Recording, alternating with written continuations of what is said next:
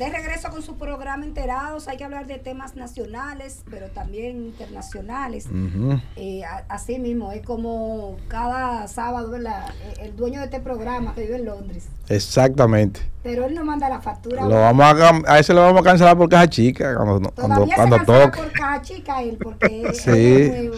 Exactamente. Sí. Buenos días, Ramón Luna. Buenos días, señor Ramón. Buen día, buen día. ¿Cómo está la temperatura? Comenzar agradeciendo al equipo de Enterados y a CDN Radio el placer y el privilegio de poder compartir con ustedes a través de este programa. Gracias por... Saludo a tu gente de Lavapiés que te están escuchando.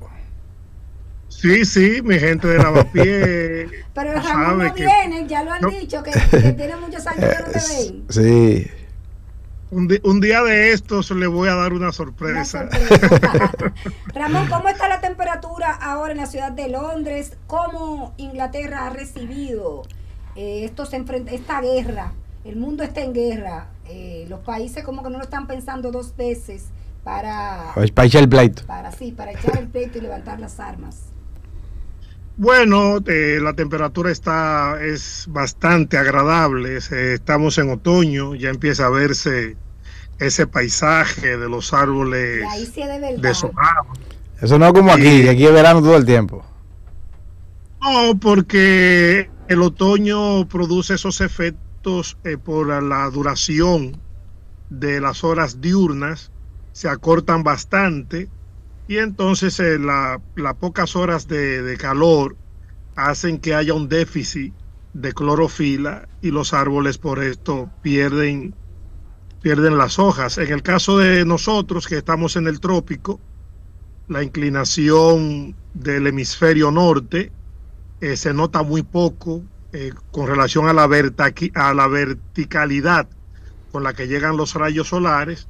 Y por eso el otoño no produce el mismo efecto que produce hacia el norte. Ramón, en el plano local, Haití, se supone que ayer debió celebrarse el mercado binacional, se celebra los lunes y los viernes.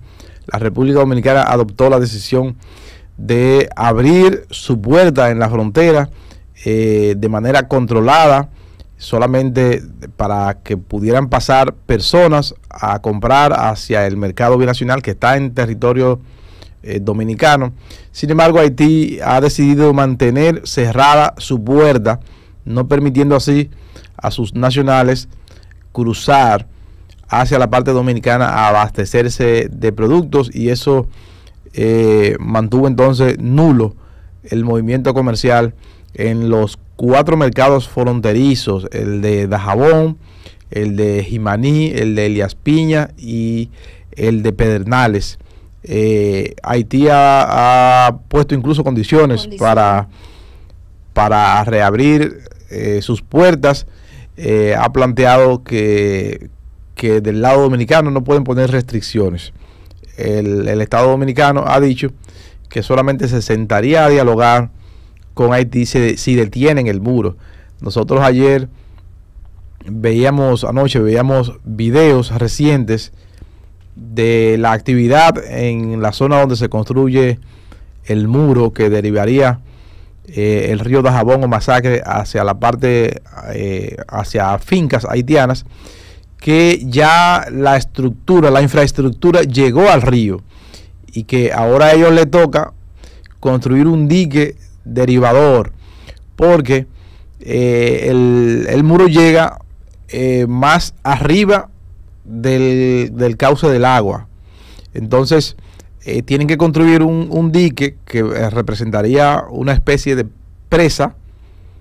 No sé si en la zona de Mano Guayabo tú has visto como una semi-represa que hay en el río Jaina, o cuando vas al Badén allá en Villa Altagracia. En el caso de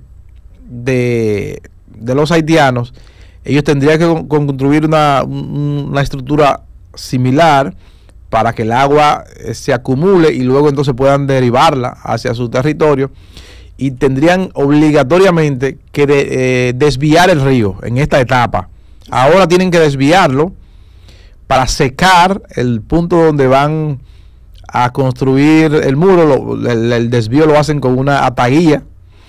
Entonces secan ese punto para poder colocar el hormigón con que van a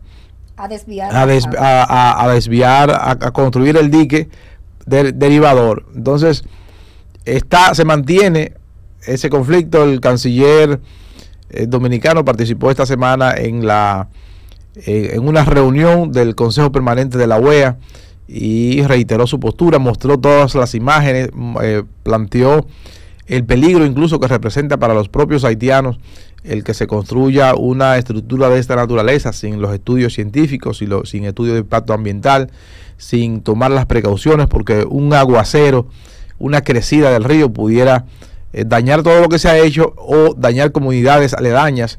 Que es lo que va a pasar si no se hace bien el trabajo. Exactamente. En esa zona, porque entonces ahora las correntías naturales están comprometidas con exactamente la construcción. Y ojalá que no se produzca una crecida del río mientras están construyendo, porque lo que ellos tienen que hacer ahora es obligatorio para poder hacer la estructura, para poder poner los cimientos de la estructura. Tienen que desviar el río, y ese periodo es sumamente peligroso. En el periodo en el que tú tienes el río fuera de su curso, totalmente, fuera de su cauce. El presidente lo ha advertido varias veces ya en organismos internacionales, eso. Pero sí, te escuchamos, Ramón. Si el canal queda por encima del nivel del río, entonces el agua tiene que ser conseguida a través de gravedad, por método de gravedad. Hay una obra que describe bien esto en San Cristóbal, en la comunidad de Pajarito, por Yaguate. Pero con relación a los mercados, es un gesto de buena voluntad del gobierno dominicano. El presidente Abinader hace equilibrios en una situación altamente delicada, porque entra en juego el concepto de soberanía. Tú tienes que parte del río soberanamente pertenece a la República Dominicana y otra parte soberanamente pertenece al territorio haitiano. Cuando hay situaciones de ese tipo, lo lógico es que para la convivencia y el buen uso del recurso se llega a un acuerdo racional del manejo de dicho recurso. Pero el gobierno dominicano no puede imponerle, por ejemplo, a Haití, que abra sus puertas fronterizas y deje salir a sus ciudadanos. El impacto que esto va a tener en una sociedad que se cae a pedazos por la situación precaria en la que vive, ya no es responsabilidad de nosotros. Es como que tú vayas en auxilio de alguien y esa persona se resista a recibir tu oferta de ayuda. Pero lo que el presidente Abinader está haciendo es lo correcto, manejando la situación con prudencia, yendo paso a paso. Es una situación muy difícil con todos los organismos internacionales, en este caso la ONU, con muchos frentes abiertos, y en esos frentes el haitiano no es el más importante para la comunidad internacional. En este momento hay dos escenarios que están redefiniendo la geopolítica del planeta, en la que se mueven billones y billones y billones de dólares, que son la guerra de Ucrania y la crisis que se ha abierto entre Israel y Palestina a raíz de las últimas acciones de Hamas, que no es el gobierno palestino. En el caso, saltando de Haití a Israel, en el caso de Israel, que es una nación que se ha fundado sobre una serie de mitos y leyendas, como la creación, el diluvio, los 10 mandamientos, el éxodo, todo eso es mito, todo eso es ficticio, y el pueblo de Dios y el pueblo elegido. Entonces, Israel ha trabajado durante casi 200 años para convertir estos mitos en el argumento que ellos presentan que los hace merecedores de ocupar esas tierras. Cuando yo digo mito, y muchas personas cristianas pueden sentirse aludidos u ofendidos, me refiero al hecho de que todo el Antiguo Testamento es una copia burda de la cultura sumeria. Por ejemplo, Moisés en la cultura sumeria es Sargón Accá. Los sumerios hablaron de un diluvio que produjeron los dioses sumerios porque los mortales hacían mucho ruido. Y lo que confirma en realidad que todo aquello es un mito es que a día de hoy no hay ninguna prueba histórica ni arqueológica que demuestre que esos hechos ocurrieron. A ti te hablan, por ejemplo, del Éxodo. Entre Egipto y Palestina hay 713 kilómetros. ¿Qué pueblo necesitaba 40 años errando por el desierto para recorrer una distancia de 713 kilómetros? ¿Cómo tú movilizas 2 millones de judíos durante 40 años y no hay un solo vestigio arqueológico de eso? Y lo más interesante aún, la escritura nace, el elemento diferenciador entre la prehistoria y la historia es la escritura, y la escritura nace 4000 años antes de Cristo en lo que se conoce como el cuarto creciente, que son los valles de Mesopotamia y de Egipto, bañados por los ríos Tigris, Éufrates y Nilo. Y no es posible que un hecho de esa magnitud no haya quedado registrado en los documentos escritos de Egipto. Entonces Israel ha trabajado muy bien este mito. Ya tenemos una realidad aquí. No es una guerra. La gente no puede utilizar el término guerra porque no se está enfrentando un estado contra otro. Aquí tenemos dos grupos radicales, Hamas, que sueña con la desaparición de Israel, Qué vaina. contrario a lo que planteó la Organización para la Liberación de Palestina, que dirigió muy bien durante un tiempo Yasser Arafat. Y tú tienes ahora un gobierno en Israel en manos de la derecha radical que sueña con la extinción del territorio palestino. Pero mira, ¿cuál es la diferencia? Ramón, Que la balanza se inclina hacia Israel por los apoyos que tiene de los Estados Unidos y de las grandes potencias. hay que chequear ahí. Tiene 2 días Israel advirtiendo a los miles de ciudadanos que viven en la Franja de Gaza que desalojen las áreas porque va a destruir. Ya van más de 2000 muertos en la Franja de Gaza, sí, por los bombardeos. Bueno, porque por la incursión terrestre que parece que se propone. 2.200 personas han muerto en los bombardeos en Gaza, incluyendo rehenes. Claro. Tú no puedes movilizar 1 millón de gazetíes de la Franja de Gaza hacia Cisjordania en 48 horas. Tú no puedes movilizar a esa población con los inconvenientes de que todo está destruido y la movilidad de una masa humana así es imposible en ese periodo de tiempo. No, pero no sería el propósito de Israel. No sería para Cisjordania. Es quedarse con Gaza. ¿Y hacia dónde se van entonces? No, porque no se ha planteado hacia Cisjordania. Lo que planteó Israel fue los de la mitad norte, de la mitad del territorio de Gaza, ¿verdad?, que está al norte, moverse hacia el sur, pero dentro del mismo Gaza. Porque lo que ellos estiman es que los terroristas están en el norte.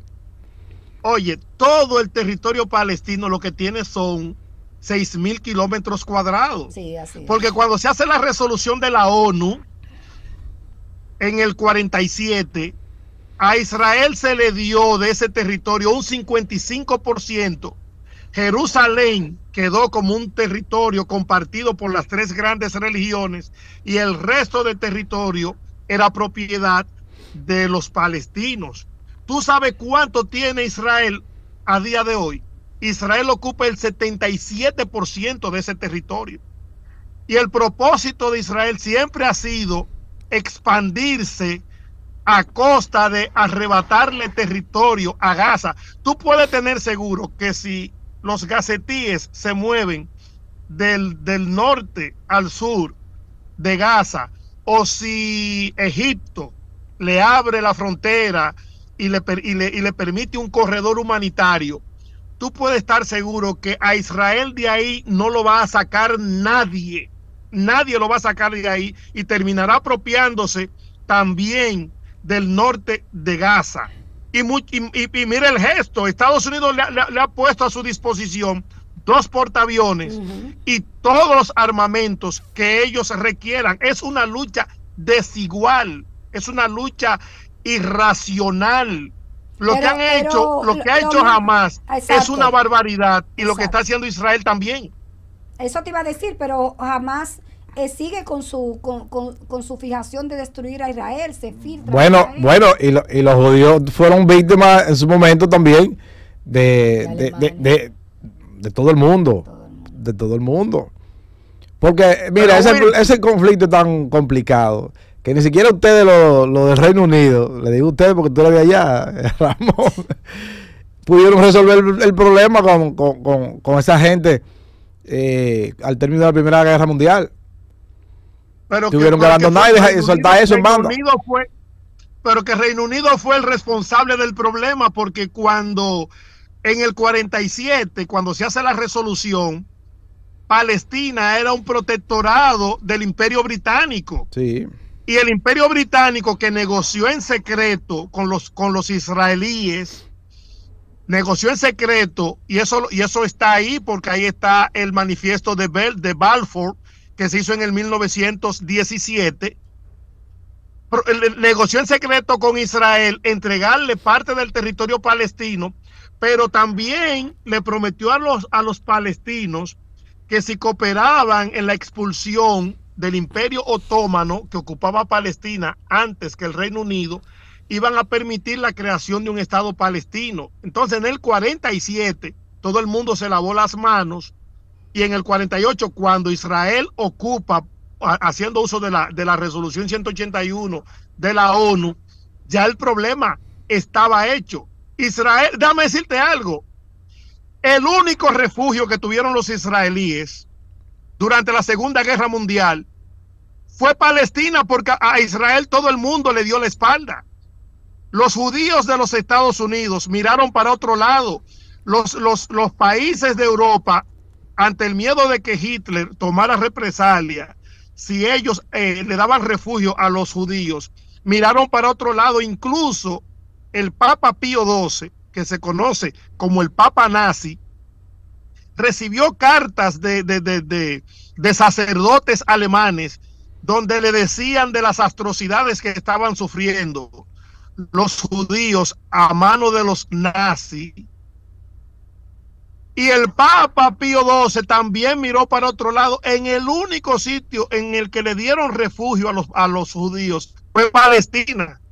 De fuera llegarán, que de tu casa te van a echar. Eso es lo que ha pasado en esa situación. Y entonces ahora Israel, de víctima que fue el sábado, se ha convertido en el victimario, en el país que está arrasando todo. Esa incursión terrestre va a provocar muchos muertos de civiles obligatoriamente, porque ellos no van a luchar contra un ejército formal. Van a todo. Formal, tú no sabes dónde está el terrorista. Exacto. Por eso se le plantea, salgan hacia la zona sur, porque vamos a enfrentar a los terroristas. Ahora, ¿quiénes son los terroristas?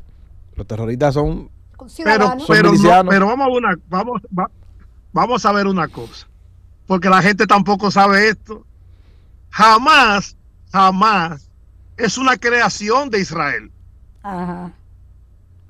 Porque Israel estaba interesado en debilitar a la Organización para la Liberación Palestina cuando la dirigía Arafat, Yasser Arafat, y quien financió a Hamas para enfrentar a los palestinos entre sí fue Israel. Lo que pasa es que a Israel le sucedió con Hamas lo mismo que le pasó a los Estados Unidos con Bin Laden, y lo mismo que le pasó a los Estados Unidos con Cara de Piña en Panamá. Manuel Antonio, ¿tú recuerdas Noriega? Noriega. Que Noriega, después de haber servido a la CIA y después de haber trabajado para los Estados Unidos, se le viró y lo confrontó, y eso provocó la invasión de Panamá. Entonces, Hamas es una hechura económica de Israel, pero se le fue el control de las manos. Y ahora Hamas está siendo financiado por Irán, porque Irán tiene decidido convertirse en la potencia económica y nuclear del mundo árabe por las dificultades y las confrontaciones que tiene con Arabia Saudita por el estrecho de Hormuz. El estrecho de Hormuz, por donde cruza el 33% del gas y el petróleo que se consume en todo el planeta, lo controla Irán. Esa es una herramienta estratégica que Irán tiene. Si Irán cierra el estrecho de Hormuz, ¿tú sabes a cuánto podría llegar el precio del barril del petróleo? A $200. La gente no tiene idea del juego que se está jugando en esta situación. Nosotros estamos ante una crisis polidimensional con muchos frentes abiertos y mucha inestabilidad política. Sí, por eso, y es el mundo. Hay que decir que a raíz de la guerra, a raíz de la pandemia, de la guerra entre Rusia y Ucrania, a raíz de la pandemia del 2020, la del COVID, y ahora estos temas de Gaza, los países lo que están haciendo es haciendo negocio con lo que le están cerca, sí, tratando de depender menos de esas naciones. Aunque claro, con el tema del petróleo tenemos una desventaja, y es la inestabilidad política y económica que tiene Venezuela, que sería lo más cercano que tenemos los países latinoamericanos, y que ha ido en un franco deterioro de la economía ese país, y no va a poder hacer aportes importantes en situaciones como estas. Entonces, ¿a qué se atiene el mundo? Y también hay que decir que la ONU, tú hablabas de la ONU, y hablaba de los acuerdos de paz, sin embargo, ya como que a esos países grandes, Irán, Rusia, bueno, ahora Israel, no le importan esas cosas, no le importa lo que pasa en los organismos internacionales, no le importa, son los dueños del mundo, vamos a decirlo así. Y entonces, bueno, la ONU es una agencia al servicio de los intereses de los grandes. Si tú te fijas, por ejemplo, el Consejo de Seguridad de la ONU está integrado por 15 países, pero dentro de los 15 países, tú tienes 5 con derecho a veto, que son China, Estados Unidos, Reino Unido, Francia y Rusia. Entonces, estos países vetan o dejan de vetar dependiendo si la resolución me beneficia o me perjudica. La ONU es operativa y es eficiente cuando los intereses de estos 5 no están en juego. Pero hay muchos frentes. Mira, hay una situación que se dio hace un tiempecillo, que pasó desapercibida, y fue un acuerdo entre Estados Unidos, Australia y Japón para hacer un frente común contra la expansión de China en el Mar del Sur. Y por eso yo admiro a mi presidentazo Luis Abinader, porque Luis, viendo la crisis que hay en Venezuela, que más que del petróleo es de liderazgo, hace un par de días Maduro dijo que quienes crucificaron a Jesucristo fueron los españoles, para que tú te hagas una idea de quién gobierna a Venezuela. Luis Abinader se ha acercado a la Guyana Inglesa y a Surinam, porque son territorios que acaban de descubrir grandes yacimientos de petróleo. Lo que pasa es que ahora el proceso de instalación de maquinarias, de excavación y de explotación requiere de un tiempo y de muchos recursos, pero ya el presidente Abinader logró acuerdos con esas potencias petroleras a corto plazo, porque van a ser potencias petroleras. En el caso de la Guyana Inglesa, su Producto Interno Bruto se proyecta que se va a multiplicar por 80 cuando estos recursos empiecen a ser aprovechados. Entonces, eso es lo que necesitan los países, estadistas, gente con visión y no populistas. Luis Abinader tiene una ventaja políticamente hablando, y es que su condición de empresario de toda la vida le hace tener una visión tecnocrática del gobierno, una visión hasta cierto punto empresarial, con ese elemento fundamental del máximo aprovechamiento de los recursos. Así es. Ramón, siguiendo también en el plano local, ese tema vamos a continuarlo más tarde porque tenemos un entrevistado experto en geopolítica, ex general, con el que vamos a abundar más sobre ese tema. Pero en el plano local es bueno informar a la gente que ayer el Tribunal Colegiado de Villa Altagracia condenó a 4 de los 9 policías. No sé si tú recuerdas, Ramón, los policías que mataron, asesinaron a balazos a la pareja de evangélicos, una pareja de predicadores evangélicos ahí en la carretera Duarte. Los acribillaron, supuestamente de que estaban esperando como un carro con esas características. Supuestamente fue una confusión. Exactamente. Y los acribillaron. Condenaron a 4 de los 9. Parece que hubo un trabajo eficiente de los abogados de una de las partes, que pudo demostrar que esos policías no tuvieron responsabilidad, que 5 de los 9 no tuvieron responsabilidad. Se trata de Elisa Muñoz Marte y Joel Eusebio Díaz Ferrer. Esos eran dos jóvenes. El muchacho tenía 35 años, una pareja que estos animales se encontraron esa noche y los acribillaron sin más, sin preguntar, sin hablar. En ese mismo caso, dentro de ese carro venían otros muchachos evangélicos que también resultaron heridos. Sí, a lo que se le va a pagar una indemnización. Exactamente. Ajá. Exactamente. Entonces, los condenados son, a ver si lo tengo aquí. Los condenados, porque hay diferentes rangos. El coronel fue condenado, el jefe de la patrulla. Y el el coronel disparó. César Mariñez Lora, el segundo teniente Victorino Reyes Navarro, el sargento Domingo Perdomo Reyes, el cabo Ángel de los Santos, los rasos, esos son todos los que estaban involucrados. Los rasos Anthony Castro Pérez, Juan Samuel Ogando Solís, Guillermo Rosario Melo y Emil Alexandre Rincón Martes, y el cabo Norquis Rodríguez Jiménez. Esos son los que están involucrados. El juez Osura Mercedes manifestó que a la hora de cometer el hecho, los 9 implicados eran agentes policiales, lo que constituyó el elemento más importante para tomar las ponderaciones, debido a que los acusados tienen conocimiento específico de manejo de armas de fuego y están en la obligación de brindar seguridad y preservar la vida. Lo que siempre hemos dicho, usted como policía, usted tiene el entrenamiento. Claro. De cómo detener una persona que va en un vehículo o a pie, de cómo requisar, de cómo revisar, de cómo pedir la identificación, respetar los protocolos. En este caso y en otros que han ocurrido, la policía sufre de ese problema de no adaptarse a los protocolos, de no hacer cumplir los protocolos. Sus propios protocolos. Exactamente. Entonces, cometer abusos de esta naturaleza. Abusos que son definitivamente atroces, porque implica llevarse la vida de cuajo de una persona.